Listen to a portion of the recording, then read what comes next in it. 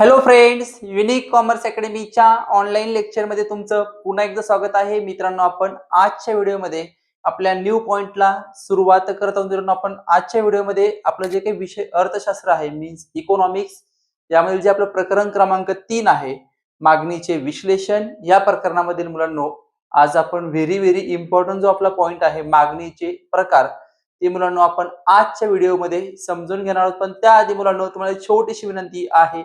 तुम्ही जर चॅनलला नवीन असाल तर चॅनलला सबस्क्राईब करायला विसरू नका, बेल आयकॉनला प्रेस करायला विसरू नका, जेणेकरून येणाऱ्या व्हिडिओची नोटिफिकेशन तुम्हाला आधी बघता येईल. तुमची जर्नी 11वी पासून तर एमकॉम पर्यंत अशीच सुरू राहणार आहे.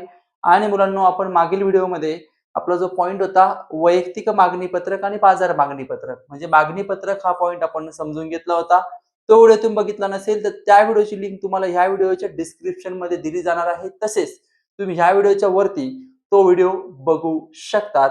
आणि मुलांनो, आता आपण आपला जो काही व्हेरी आयएमपी पॉइंट आहे मागणीचे प्रकार, हा आपण समजून घेऊयात. तर मुलांनो, मागणीचे प्रकार जे त्याला पहिले आयएमपी करून ठेवा. मी पण बोर्डवर आयएमपी केलेला आहे. हा प्रश्न मुलांनो प्रत्येक वर्षी बोर्डच्या एक्झाम मध्ये विचारतात. पण मुलांनो, बोर्डच्या एक्झाम मध्ये हा प्रश्न विचारत असताना तुम्हाला फरक स्पष्ट करामध्ये मॅक्झिमम टाइम हा प्रश्न येतो. म्हणजे फरक स्पष्ट करामध्ये तुम्हाला याच्यातले पॉइंट असतात. जसं की आता बघा, आपले प्रकार आहे, हे प्रकार तुम्हाला फरक स्पष्ट करामध्ये येतील किंवा तुम्हाला थोडक्यात उत्तर लिहामध्ये सुद्धा येतील. दोन प्रकारामध्ये हा प्रश्न असतो. त्याच्यामुळे याला आयएमपी करून ठेवायचं. जरी थोडक्यात उत्तर लिहामध्ये नाही आला तरी कुठे येणार? फरक स्पष्ट करामध्ये. आणि फरक स्पष्ट करामध्ये नाही आला तर कुठे येणार? थोडक्यात उत्तर लिहा, म्हणजे खालील प्रश्नांची उत्तरे लिहामध्ये येणार. त्याच्यामुळे कुठेतरी एका ठिकाणी तुम्हाला हा प्रश्न बोर्डाच्या पेपरमध्ये दिसणार आहे. त्याच्यामुळे आजच या प्रश्नाला आयएमपी करून ठेवायचा आहे. खूप सिंपल असा हा प्रश्न आहे. याचं उत्तरही खूप सोपं तुम्हाला लिहिता येणार आहे. ते आपण समजून घेऊया. समजून घेतल्यानंतर तुम्हाला लक्षात येईल. आता मुलांनो, पहिला पॉइंट आहे. पहिला पॉइंट आहे मुलांनो प्रत्यक्ष मागणी. पहिला पॉइंट काय आहे मुलांनो? प्रत्यक्ष मागणी. आता मुलांनो, प्रत्यक्ष मागणी म्हणजे काय? की ज्यावेळी व्यक्ती किंवा उपभोक्ता, ज्याला आपण ग्राहक म्हणतो, हा ग्राहक बाजारात जाऊन प्रत्यक्ष वस्तूची खरेदी करतो किंवा प्रत्यक्ष वस्तूची मागणी करतो, त्याला आपण प्रत्यक्ष मागणी म्हणतो. साधं लॉजिक आहे. जर एखादा उपभोक्ता किंवा तुम्ही स्वतः असाल ग्राहक म्हणून, ज्यावेळेस आपण स्वतः मार्केटमध्ये जाऊन एखाद्या वस्तूची जर प्रत्यक्षपणे मागणी करतो, म्हणजे प्रत्यक्ष जाऊन ती वस्तू खरेदी करतो, त्याला आपण म्हणतो मुलांनो प्रत्यक्ष मागणी. याची उदाहरण जर मुलांना तुम्हाला समजून घ्यायची झालीच प्रत्यक्ष मागणीची, जी मुलांनो प्रत्यक्ष मागणी, प्रत्यक्ष बाजारात जाऊन वस्तूची खरेदी करणे. जनरली उदाहरण घ्यायच्यामध्ये मागणी असते अन्नाची मागणी. कशाची मागणी मुलांनो? अन्न, ज्याला आपण फूड म्हणतो, अन्नाची मागणी. आणि दुसरी जर मुलांना तुम्हाला सांगायची म्हणली यासाठी, तर आपले जे काही कपडे असतात, कपड्यांची मागणी. हे काय मुलांनो? प्रत्यक्ष मागणीची उदाहरणं आहेत. अन्नाची मागणी आणि कपड्याची मागणी. मुलांना लिहिताना सोपं लिहायचं. इकॉनॉमिक्स मध्ये तुम्ही कमी स्पष्टीकरण लिहा, पण ते परफेक्ट असलं पाहिजे. की मुलांना ज्या वेळेस उपभोक्ता काय प्रत्यक्ष वस्तूची मागणी करतो, प्रत्यक्ष वस्तूची मागणी करतो, त्याला आपण प्रत्यक्ष मागणी म्हणतो. त्याच्यामध्ये दोन आपल्याला उदाहरण आहे. पहिलं म्हणजे काय? अन्नाची मागणी, आणि दुसरं म्हणजे कपड्याची मागणी. त्यानंतर मुलांनो 2 नंबर आहे अप्रत्यक्ष मागणी. 2 नंबर काय मुलांनो? अप्रत्यक्ष मागणी. आता मुलांनो, अप्रत्यक्ष मागणीला दुसरा शब्द इकॉनॉमिक्स मध्ये त्याला म्हणतात परोक्ष मागणी. अप्रत्यक्ष मागणीलाच काय म्हणतात मुलांनो? परोक्ष मागणी. आता मुलांनो, अप्रत्यक्ष मागणी जी असते मुलांनो, ही उत्पादनाशी संबंधित असते. म्हणजे उत्पादनाच्या वस्तूंची मागणी इथे केली जाते. काय केली जाते? उत्पादनाच्या वस्तूची मागणी, त्याला आपण प्रत्यक्ष मागणी म्हणतो.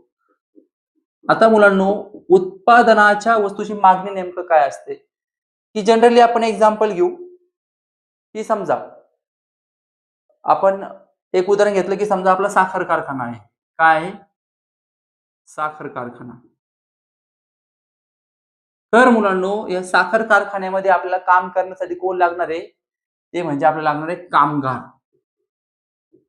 काय लागणार आहे मुलांनो? कामगार लागणार आहे. आता मुलांनो, उदाहरण घ्या. आपल्याला काम काय करायचंय? साखर कारखान्यात साखर निर्मित करायची. काम काय करायचंय? साखरची निर्मिती करायची. पण त्यासाठी आपल्याला कोण लागलं? कोणाची गरज लागली? कामगारांची गरज लागली की नाही? ज्यावेळेस तुमच्याकडे कामगार आले तेव्हाच आपण त्या साखर कारखान्यामध्ये काय करू शकलो? साखर निर्मित करू शकलो किंवा त्या कारखान्यामध्ये काम करू शकलो. म्हणजे मुलांनो, जी मागणी दुसऱ्या, आता बघा, उत्पादनाच्या वस्तूची मागणी किंवा उत्पादनाशी संबंधित मागणी, म्हणजे मुलांनो अप्रत्यक्ष मागणी जी असते उत्पादनाशी संबंधित असते. उत्पादन कशात होतं? साखरेचं. त्याला कोण लागलं आपल्याला साखर उत्पादन करायला? कामगार. म्हणजे मुलांनो ह्या कामगारांची मागणी काय असते मुलांनो? अप्रत्यक्ष मागणी. जसं एक उदाहरण घ्या मुलांनो.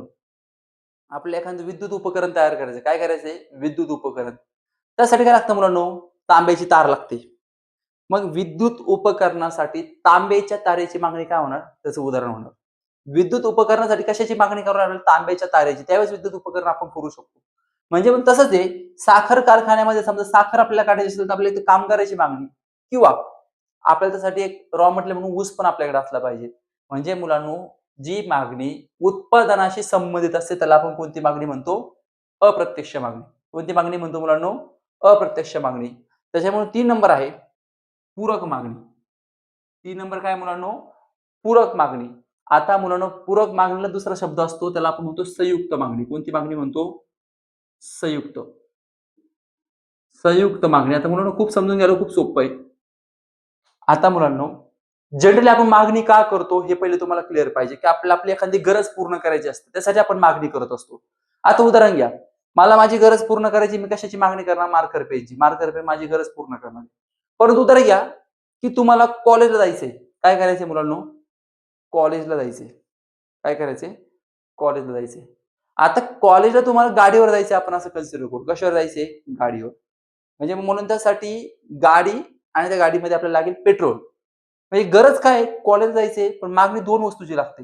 म्हणजे मुलांनो याला काय म्हणतात? ज्यावेळेस आपल्याला एखादी आपली गरज पूर्ण करण्यासाठी एकापेक्षा अधिक व्यक्ती म्हणजे वस्तूची गरज पडते, तेव्हा मुलांनो त्याला आपण काय म्हणतो? पूरक मागणी. आपली गरज काय आहे? आपल्याला कॉलेजमध्ये जायचंय. मग ते जाण्यासाठी आपल्याला पेट्रोल आणि गाडी दोन्ही लागेल. जनरली बघा शाई पेन असतात. काय असतं मुलांनो? शाई पेन. तर शाई पेनला पहिले असतं शाई लागते आपल्याला. प्लस काय लागतो? पेन. म्हणजे शाई पेनला शाई आणि पेन दोन्ही गोष्टी लागणार आहेत. तेव्हा तो शाई पेन असणार आहे. तसंच मुलांनो उदाहरण घ्या, की आपल्या कॉलेज जायला आपल्याकडे गाडी आहे. त्यासाठी मुलांना काय लागेल? समजा आपली मोटरसायकल. काय असते मुलांनो कॉलेज जायला? मोटरसायकल आणि त्या मोटरसायकलला काय लागतं आपल्याला? पेट्रोल. म्हणजे मुलांनो याचा अर्थ असा बघा इथे 2 वस्तूची मागणी आपण केली. इथे पण मोटरसायकल, पेट्रोल 2 वस्तूची मागणी केली. म्हणजे मुलांनो आपली एक गरज पूर्ण करण्यासाठी जेव्हा आपल्याला एकापेक्षा अधिक वस्तूची मागणी करावी लागते, तेव्हा त्याला आपण काय म्हणतो? पूरक मागणी. त्याला संयुक्त मागणी म्हणतात. संयुक्त मागणी म्हणजे एक गरज पूर्ण करण्यासाठी एकापेक्षा अधिक वस्तूची केलेली मागणी. उदाहरणार्थ काय? शाई आणि पेन किंवा मोटरसायकल आणि पेट्रोल. म्हणजे पेट्रोल तुम्हाला मोटरसायकल लागणार तेव्हाच तुम्ही मोटरसायकल चालवू शकता. त्याला 2 वस्तूची मागणी झाली ना पेट्रोल आणि मोटरसायकल. त्याला मुलांनो म्हणतात संमिश्र मागणी. सॉरी याला म्हणतात पूरक मागणी. आणि 4 नंबर आहे मुलांनो संमिश्र मागणी. आता संमिश्र मागणी मुलांनो काय असते, की जनरली बघा एकच मागणी सगळ्यांची एकच मागणी असते बघा. संमिश्र म्हणजे काय? की सगळ्या व्यक्तीची एकच मागणी असते. जनरली बघा किंवा एकाच मागणीचा सगळ्या ठिकाणी उपयोग होतो. जनरली आपण घेऊ की विजेची मागणी. काय? वीज म्हणजे लाईट. सगळ्याला वीज माहिती आहे. बरं. आता मुलांनो विजेची म्हणजे जर आपण लाईटची मागणी केली, लाईटमध्ये आपल्याला काय-काय चालतं मुलांनो? उदाहरण घ्या. त्याच्यामध्ये आपलं चालतं फ्रिज, समजा कूलर, धुलाई यंत्र ज्याला आपण वॉशिंग मशीन म्हणतो. अजून भरपूर मुलांनो इतर सर्व उपकरणे. इतर ज्या काही मशिनरी असतील, त्या मशिनरी तुम्ही घ्या, त्या लाईटवर चालणाऱ्या मशिनरी असतील, इलेक्ट्रिक मशीन जे असतात. म्हणजे मुलांनो विजेची मागणी केल्यावर त्याच्यामध्ये फ्रिज, कूलर, धुळा यंत्र, मशिनरी हे सर्व काही मुलांनो एकाच वेळेला ज्या गरजा पूर्ण होणार आहेत. म्हणजे मुलांनो जी मागणी सर्व ठिकाणी एकाच वेळेला जी मागणी केली जाते तिला आपण विजेची मागणी म्हणतो. ती संमिश्र असते मुलांनो. की सर्व व्यक्ती तीच एकच मागणी करतात. असं कोणी म्हणतो का मला लाईट नकोय? असं कोणी म्हणतं का मला लाईट नकोय, मला बिना लाईट जायचं नाही. लाईट विजेची मागणी म्हणून आपण सर्वच करतो. म्हणजे सर्वच ओव्हरऑल सर्वच. सगळे कशाची मागणी करतात? विजेची मागणी सगळ्यांची मागणी असते. आणि म्हणून जी सगळ्यांची मागणी असते, ज्या मागणीचा सर्वच ठिकाणी उपयोग एका वेळेला सगळ्या ठिकाणी उपयोग होतो त्याला मुलांनो आपण संमिश्र मागणी म्हणतो. उदाहरण काय झालं? विजेची मागणी. त्याला मुलांनो काय म्हटलं? संमिश्र मागणी. आणि मुलांनो 5 नंबर आहे स्पर्धात्मक मागणी. 5 नंबर काय आहे मुलांनो? स्पर्धात्मक मागणी. आता मुलांनो स्पर्धात्मक नावातच शब्द आहे. शब्दातच तुम्हाला अर्थ दिला स्पर्धात्मक. ज्यावेळेस मुलांनो बाजारामध्ये स्पर्धा तयार होते. बाजारामध्ये काय निर्माण होते? स्पर्धा निर्माण होते. त्याला आपण स्पर्धात्मक मागणी म्हणतो. उदाहरण घ्या. समजा चहा असेल. काय आहे? चहा. समजा मुलांनो चहाची किंमत वाढली. चहाची किंमत काय झाली? वाढली. लगेच आपण त्याला पर्याय शोधतो. चहाची किंमत जरा पर्याय काय शोधतो आपण? चहाला पर्याय लगेच शोधतो आपण कॉफी.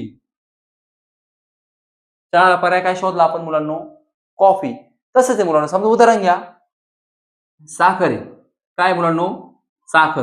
आता काय साखरेची मागणी समजा साखरेची किंमत वाढली, तर मागणी कमी होते. तुम्हाला माहिती आहे ज्यावेळेस किंमत वाढते, त्यावेळेस मागणी कमी होते.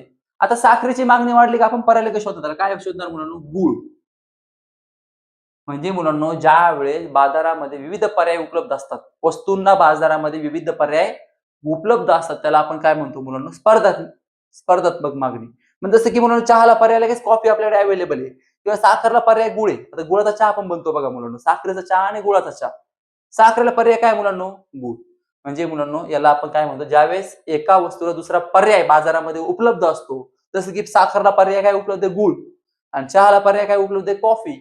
याला मुलांनो आपण म्हणतो स्पर्धात्मक मागणी. तर अशा पद्धतीने मुलांनो मागणीचे प्रकार हा पॉइंट आपण क्लिअर केला. तुम्हाला व्हिडिओबद्दल काही शंका असेल तर कमेंट बॉक्समध्ये कमेंट करायला विसरू नका. व्हिडिओ आवडल्यास लाईक, शेअर आणि सबस्क्राईब करायला विसरू नका. Thank you.